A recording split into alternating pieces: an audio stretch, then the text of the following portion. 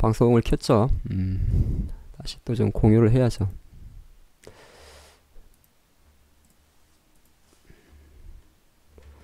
사실 제 영상을 자주 들어보시면 제가 자랑을 안 할 수가 없어요. 시장에 대한 어떤 프로라든지 뷰에 대해서 뭐 전부 다 이제 유튜브 하프로 영상에 시장 이야기가 있으니까, 물론 이제 지나간 거를 쭉 다시 들어보면 아, 정말 이 사람이 시장을 기똥차게 보는구나, 그런 걸 알 수 있습니다.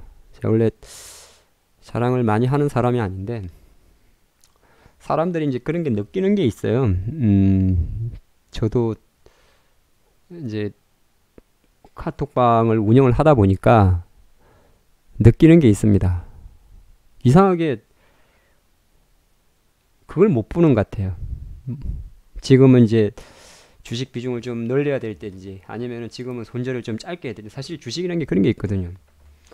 그 시장 국면에 따라서 그러니까 손절폭도 사실은 달라집니다. 예, 손절폭도 뭐 시장이 좋아요. 시장이 좋으면 조금 손절폭을 여유 있게 해도 됩니다.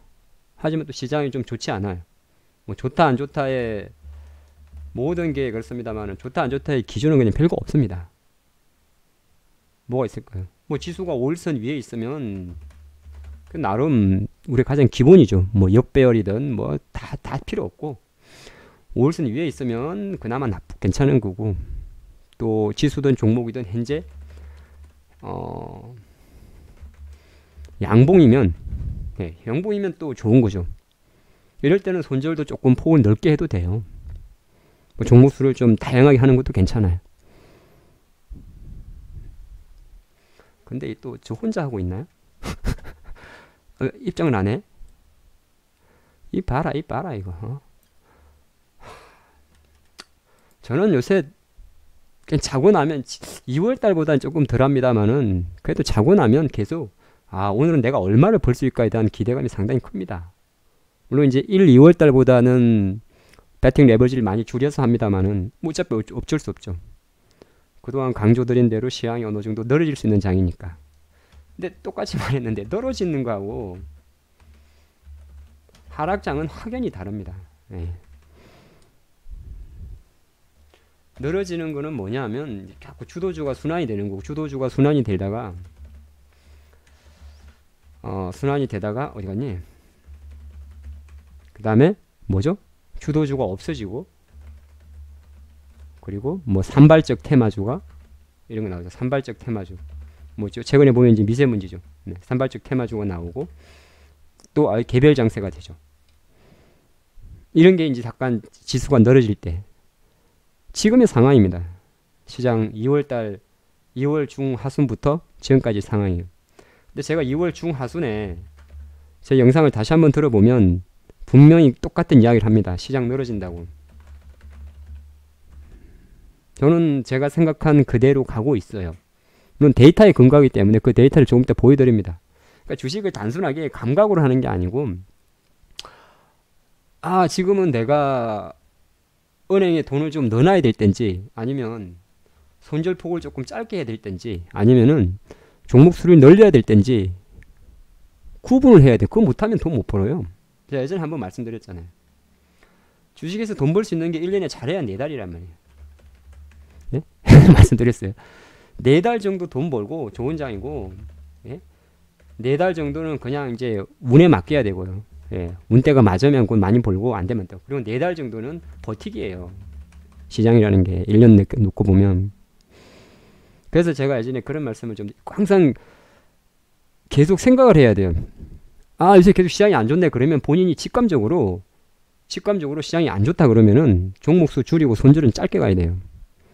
근데 지금 시장이 좋아, 뭐 계속 올라가 뭐가, 그러면 손절 조금 와이드하게 하고 수익 폭도 좀 와이드하게 하고 종목도 다양하게 한번 짜보고 이렇게 좀 할 수가 있죠. 근데 이 4달이라는 이것도 4달 연속 오르는 날은 없어요. 그런 장이 있을 수가 없어요. 예, 거의 제가 예전에 말씀드린 대로 한 달 반을 넘기질 않습니다. 보통 어떤 그 시세가 쫙 가는 거는 45일을 넘기지 않아요. 한 1.5개월 정도. 그러니까 이제 2월 중순부터 우리 장이 늘어졌던 거예요. 그럼 1.5개월이 늘어지고 나서 1개월 정도가 지금 이제 오늘이 며칠이에요? 3월 7일이잖아요. 그러니까 제가 어떤 이야기를 들었냐면 제 자랑하는 거야. 자랑하면서도 앞으로 중요한 걸 들으셔야 돼요. 3월 14일이 만기일이에요. 그러면 오늘이 거래일수록 이제 금요일하고 그러니까 8일하고 8일, 네, 월요일이 11일입니다. 그리고 뭐 합치면 5일밖에 안 남았어요. 5일. 5 거래일 남았어요. 그래서 사실 지금 제가 드린 이야기는 지금은 하락장은 아니고 늘어진 장이에요. 근데 이 늘어진 장이 이제 마무리될 때가 됐다 이렇게 얘기를 합니다. 그게 왜 그런지 한번 생각을 해보시죠. 제일 먼저 생각할 게 장이 제일 먼저 채워온 게 삼성전자죠. 그죠? 똑같아요. 예. 1월 달부터 2월 중순까지 2월 중순이라는 기준을 잡고 있어야 돼요. 2월 중순이라는 기준을 잡고 있으라고. 그러니까 연말부터 대략 한 45일 구간 2월 중순까지가 강세장이었단 말이에요. 그죠? 그리고 2월 중순부터 얼추 3월 중순까지가 이 강세장의 어떤 심의 자리예요. 그 심의 자리에. 그러니까 늘어진 장이에요. 한번 잘 생각해 보세요. 제가 왜 이런 말씀 드리는지를. 삼성전자와 하이닉스 반도체가 엄청 셌어요. 이 반도체가 셀 동안에 사실 반도체도 강했고, 그 다음에 이제 삼성전자나 뭐 하이닉스나 뭐 이런 기업들이 설비 투자한다니까 OLED 섹터도 엄청 강했습니다. 그리고 또 하나가 갤럭시 S10 그리고 폴더블 폰 때문에 스마트폰 관련주들도 엄청 상했어요. 그렇죠? 자, 이러던 애들이 이제 늘어집니다. 이제 고점이 제가 이야기를 하죠. 고점 나온 것 같은데요. 이런 이야기를 하죠. 그랬더니 이제 붙어버리는 테마가 바이오가 붙어버립니다. 근자에는. 근데 이것도 제가 이야기를 합니다. 지난 월요일로 기억이 나는데요. 3월 4일 정도에 이거 슈팅인데요. 슈팅인데요. 딱 이야기합니다. 왜 그러냐면 만약에 파맵신도 있고 뭐 여러 가지가 있습니다만은 뭐 안트로젠도 있고 뭐 한올 바이오 파마도 있고 시젠도 있고 제가 2월 중순에 바이오즈 이야기 했던 애들이 딱 지난주 후반부터 늘어져 버립니다. 자, 그 과정에서 바이오도 늘어져요. 이제 다 늘어져요. 그다음 그 과정에서 사실 내수 유통주가 많이 움직였어요. 여기는 이제 화장품도 있고 뭐 여행주도 있고 등등입니다. 근데 이 친구들은 사실은 그 후순입니다. 후순위. 그리고 지금 상황에서 어떤 상황이 와버렸냐면은 테마주가 없어요. 미세먼지는 사실은 시장을 좌우하는 테마는 아닙니다. 이게 업사이클, 그냥 계절적 요인이 커요. 네, 미세먼지는 계절적 요인이 상당히 큽니다. 항상 우리나라가 3월에 미세먼지가 제일 심합니다. 그래서 뭐 이제 어느 정도 제가 볼 때는 미세먼지도 이제는 다 먹었어요. 예를 들어서 우리 주방에 여러분들 주방에 보면 인덕션 후드 있죠. 후드 이렇게 기름 반찬하면 고기 냄새 빼는 거. 그거 거의 다 잘 브랜드 보시면 하철 겁니다. 인덕션도 하철 브랜드가 많아요. 그럼 덕터라고 해서 이제 건물에 이렇게 빼는 게 있죠. 그리고 제일 쉽게 생각하는 공기청정기 같은 경우도 위닉스잖아요. 얘들 제가 볼 때는 다 쳤습니다. 이제부터는 뭐 제가 하늘을 쳐다보는 게 아니라 중요한 게 뭔지를 아셔야 돼요. 주식은 이런 재료들은 예를 들어서 예전에 수소차 테마처럼 쫙 갈 수 있는 힘이 아니에요. 미세먼지는. 제가 지관은 아니지만 하늘을 볼 줄 알아요. 예? 이번 일주일 동안의 미세먼지가 서울의 미세먼지가 역대 최고였습니다. 물론 오늘 잠깐 그쳤지만 주말에 또 올 수 있긴 있는데 가장 중요한 거는 주가는 오나리도 마찬가지고 주가는요. 웰크론도 마찬가지고 주가는 이제 이 고점을 벗기기가 좀 어렵습니다. 5,100원, 뭐 웰크론 5,100원, 뭐 하츠 예를 들어서 8,350원. 그 다음에 인공강우, 태경화학 7,570원. 이런 주가는 못 갑니다. 왜 그러냐면 이게 이제는 시장이 만약에 시장이 여기서 어느 정도 이제 저점을 잡잖아요. 잡으면 다시 이제 뭐로 가겠어요? 다시 이제 왜냐하면 한 바퀴 다 돌았단 말이에요. 쫙 다 돌았어요. 그 안 가려고 했던 바이오까지 갔다 왔어요. 이제 그럼 다시 어디로 가겠어요?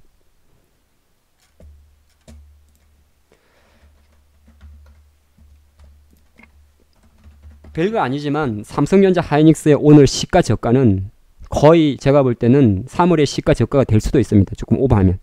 제가 엄청 방송이 공격적이죠. 그만큼 자신 있는 거예요. 오늘 형성했던 43,400원 67,200원이 잘하면 물론 약간 일시적으로 이탈할지 모르겠습니다만 3월에 저점이 될 수가 있어요. 그럼 이 친구들이 그럼 주도주가 됩니까? 엔화콩콩 아닙니다. 주도주가 되진 않아요. 자, 한 가지 공부 한번 해볼게요. 여러분들 엘리어트 파동이라고 들어보셨죠? 네? 잘 보세요. 엘리어트 파동이라는 거는 여기 1파가 있고 2파 충격파, 3파, 충격파, 조정파, 상승 5파, A, B, C가 있어요. 그냥 쉽게 가르쳐 드릴게요. 네, 좀 이상한가요? 다시 그려볼게요. 엘리어트 파동이라는 거는 시장이 올라갈 때, 자, 이 그림으로 놓고 보면, 물론 엘리어트 파동은 그 자기성이 엄청나게 존재합니다. 그렇기 때문에 이거를 가지고 명확하게 잡으려고 그러면 안 돼요. 저는 그렇게 보고 있어요. 여기서 시작해서 여기가 1파가 될 수도 있고 여러 가지 복합적이기 때문에 그냥 이론적으로 한번 공부를 해볼게요. 주가가 이렇게 올라갑니다. A파, 1파라 그래요. 상승. 그 다음에 조정파가 나와요. 2파. 그 다음에 상승 3파가 나옵니다. 3파. 그 다음에 조정 4파. 그리고 마지막 5파가 나와요. 그 다음에 내려오는 A파, 반등파 이렇게 나와요. 이렇게 마무리됩니다. 과연 지금 시장이 여길까에 대한 생각은 가장 중요하겠죠.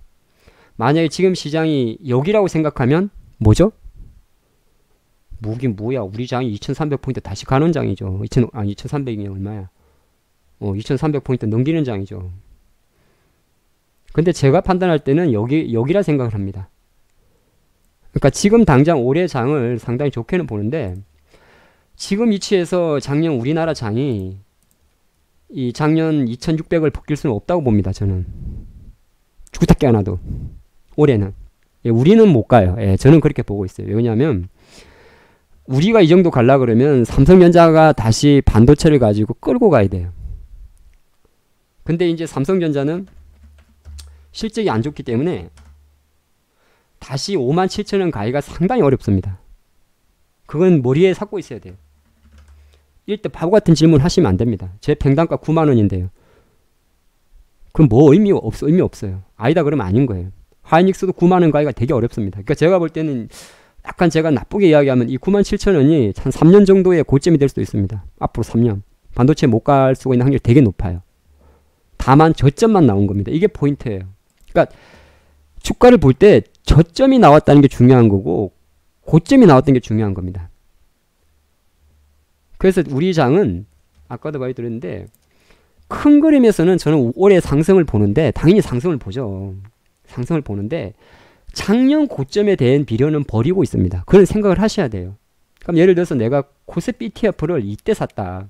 아니면 코스닥도 마찬가지. 930 그러니까 쉽게 말해서 233740입니까? 코덱스 레버리지를 28,000에 샀다. 이 사람은 이거 물타기 할 생각하면 안 돼요. 어떻게 가? 못 가. 주가가 갈라 그러면은 큰 그림에서 그게 있어야 돼요. 그러니까 아까 처음에 말씀드린 대로 제가 판단할 때는 이 1월 달의 상승 이름 자체가 어떻게 보면 아까 엘리어트 파동의 5파라는 거죠. 일단 단기적으로는. 그럼 이 다음에 나올 수 있는 게 이런 거잖아요. 제가 지금 방송하는 주 포인트는 지금 이 자리에 있다는 겁니다. 이제 좀 이해가 되셨나요? 시장이 한 이렇게 21선에서 지금 4일 연속 늘어졌어요. 이렇게 그냥 가만 보면 이가에 가까워 보이는데 제가 예전 이 동그라미는 한 2주 전에 동그라미 꺼둔 거 여러분들 아십니다. 뭐 모른다 그러면은 유튜브 방송을 안 보신 거예요. 이 동그라미는 제가 2, 3주 전에 꺼놨어요. 이 동그라미는. 자, 이런 상황에서 잘 보면 이제 자료를 하나 보여드리는데 여러분들이 아직 이제 이런 자료를 저는 한 10년치 자료를 보잖아요. 그러니까 아직은 이제 이게 여러분들께 아니라 제 거기 때문에 저는 다 알아요. 아, 이게 이 ADR을 보고 지금의 주도주가 있는 장인지 없는 장인지 어느 정도 과열장인지를 좀 평가를 합니다. 사실 이제 1월 달에 보여줬던 이런 숫자가 제가 이 근거를 이 7월이면 언제냐 이게 2007년 파이팅이니까 2006년부터 한 13년치 자료잖아요. 그죠? 여기 2007년이니까 여기 이제 2006년 지수가 아니에요. 그러면 13년치 데이터인데 그럼 제가 계속 찾죠. 왜냐하면 한 가지 이제 중요한 게 시장은 돌고 돌거든요. 계속 돌고 돈다는 저는 이걸 기준으로 합니다. 이게 100%가 넘어가면 그러니까 상승 종목의 비율을 말하는데 과열이고 다시 이제 지난 한 2, 3주 동안에 100% 밑으로 내려와 버리죠. 이 말은 순환도 없고 주도주도 없고 산발적 좀 늘어지는 장이 되는 건데 한 가지 이제 중요한 게 다음 주 14일이 선물 옵션 동시 만기일이에요. 그러면 이제 이거는 모르실 수가 있는데 제가 정리를 해드릴게요. 선물 옵션이라는 것은 사실은 코스피 200 지수를 근간으로 해요. 이게 한번 그냥 이거 공부 안 하셔도 되는데 그냥 한번 말 나왔으니까 말씀드릴게요. 개인들은 파생 상품을 하면 풋 옵션을 좋아합니다. 내려가면 수익이 나는 거 있죠. 네이키드를 많이 해요. 이걸 네이키드 매매라고 그럽니다. 그리고 외국인 같은 경우는 현 선물을 다 같이 합니다. 그래서 사실은 외국인이 파생시장에서는 무조건 먹습니다. 연간으로 따지면. 그래서 뭐 외국인들이 선물도 사고 뭐 하는 거 있잖아요. 무조건 먹고. 기관들은 이제 금융투자를 말하는데 예전만큼은 안 합니다만은 양매도를 좋아합니다. 가두리를 쳐야 돼요. 근데 옵션 시장에서 시장이 지금 우리나라 지금 주식 시장이 불안한 장은 아니잖아요. 아니 이게 불안한 장이에요? 불안한 장은 지난해 10월 같은 장이죠. 지금 장은 불안한 장이 아니고 한 달 반 올랐다가 조금 쉬는 장이잖아요. 그러면 이 장은 어떤 포지션을 취하냐면은 얘들이 가두리를 치는데 그 가두리의 기준이 있어요. 아시겠습니다만은 제가 2005년에 대신증권을 퇴사를 했죠. 모르시는 분도 있어요. 2005년에 퇴사를 했고 그리고 2007년간에 제가 ATM이라는 회사에서 차익 거래를 했습니다. 차익 거래 딜러를 했죠. 그러니까 제가 누구보다 파생시장을 엄청 많이 알아요. 물론 돈은 좀 못 벌었습니다. 좀 잘못작 욕심내다가 2008년에 터졌는데 차익 거래라는 게 사실 이제 좀 어려운 용어인데 뭐 컨버전, 인버전 이런 이야기거든요. 제가 자랑하는 거예요. 그러니까 왜냐하면 제 근거를 말씀드리기 위해서 그래서 한 3년 해보고 이제 다시 2008년에 선물회사 재입사를 했죠. 이렇게 해서 파생시장은 한 제가 7, 8년 정도 이상을 봤어요. 그래서 보니까 딱 이렇게 나와요. 전월물 대비 플러스 마이너스 10포인트를 벗어나지 않아요. 거의 10포인트 전후에서 마감해요. 기가 막힌 거예요. 마이너스 한 플러스 마이너스 15를 벗어나는 경우라면 이거는 추세장이에요. 이때 누가 먹냐면 외국인들이 이빨 먹어요. 한쪽으로 딱 갈 때 개인들이 엄청 틀리는 장이에요. 생각보다 개인들은 네이키드에 엄청 약합니다. 왜 그러냐면 개인들은 심리적으로 역매매를 하거든요. 여러분들 주식할 때도 보는 그런 거 있죠. 내려가면 사고 올라가면 파는 사람들.